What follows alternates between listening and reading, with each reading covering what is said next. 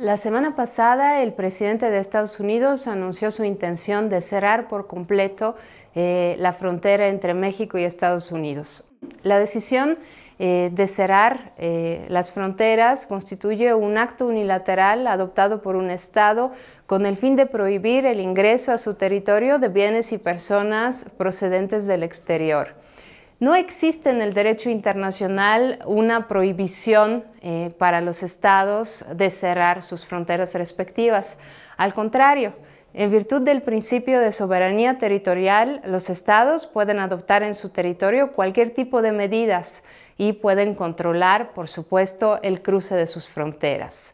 El cierre de fronteras no es una decisión descabellada en el ámbito de las relaciones internacionales. Ha habido varios casos en los que distintos estados han decidido cerrar por completo sus fronteras, incluso por periodos de tiempo prolongados.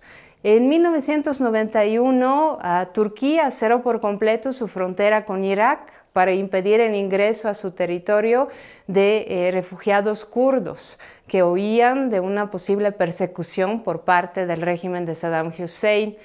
A finales de los años 2000, en el contexto de guerra de los Balcanes, Macedonia cerró por completo su frontera con Kosovo para prohibir el ingreso de personas de nacionalidad albanesa.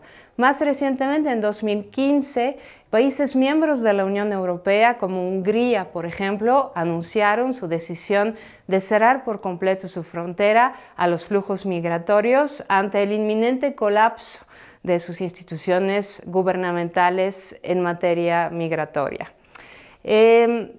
No obstante esta libertad de los estados de cerrar por completo sus fronteras, el cierre de fronteras debe realizarse en el respeto de los límites asignados por el derecho internacional.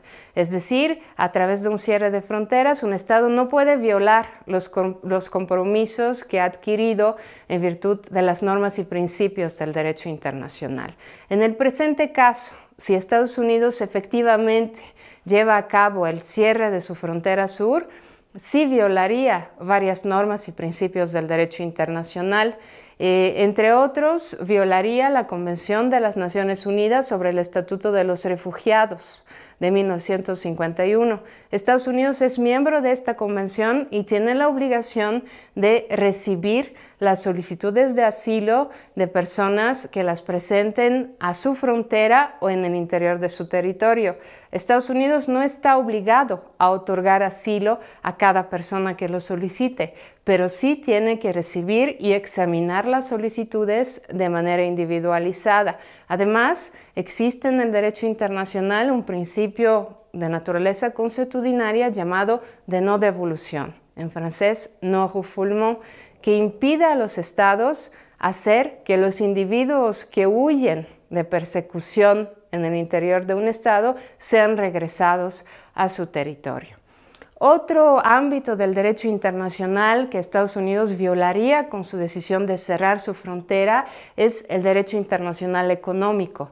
Sabemos que Estados Unidos ha ratificado un importante tratado internacional que todavía se encuentra en vigor con México y con Canadá.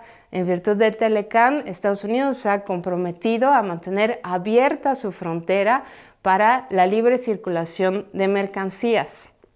Estados Unidos no puede prohibir, en virtud del tratado, el ingreso de bienes provenientes de México, ni les puede imponer ningún tipo de protección arancelaria o derechos aduaneros. Entonces, estaríamos, de concretarse la decisión de cerrar la frontera, ante claras violaciones del derecho internacional. ¿Qué puede hacer México ante la decisión de Estados Unidos de cerrar su frontera? Bueno, de producirse el cierre de fronteras, México podrá demandar a Estados Unidos por responsabilidad internacional derivada de la violación de estos tratados ante la Corte Internacional de Justicia. El problema es que la única vez que México ha demandado a Estados Unidos ante la Corte sí condenó a Estados Unidos, pero Estados Unidos no cumplió, no ejecutó la sentencia de la Corte. Entonces, pocas probabilidades tenemos de éxito a través de este enfoque reparatorio a posteriori, una vez que se produzca el daño. Podemos esperar que se tome una solución del conflicto ahora, antes de que Estados Unidos efectivamente lleve a cabo su decisión y cierre su frontera. Podemos esperar de los representantes diplomáticos de México en el exterior que comprendan las inquietudes del gobierno de Estados Unidos y que busquen negociar una solución pacífica a la controversia. La diplomacia mexicana ha demostrado estar a la altura de tales retos. Sabemos que en 2002 se negoció el Acuerdo Frontera Segura con Estados Unidos, que mejoró en gran manera la seguridad en el flujo de bienes y personas en nuestra frontera con el vecino del norte. Entonces, en este momento, la pelota está en la cancha de los miembros del Servicio Exterior Mexicano y la diplomacia sigue siendo el único arte que puede limitar el ejercicio unilateral del poder en el ámbito de las relaciones internacionales.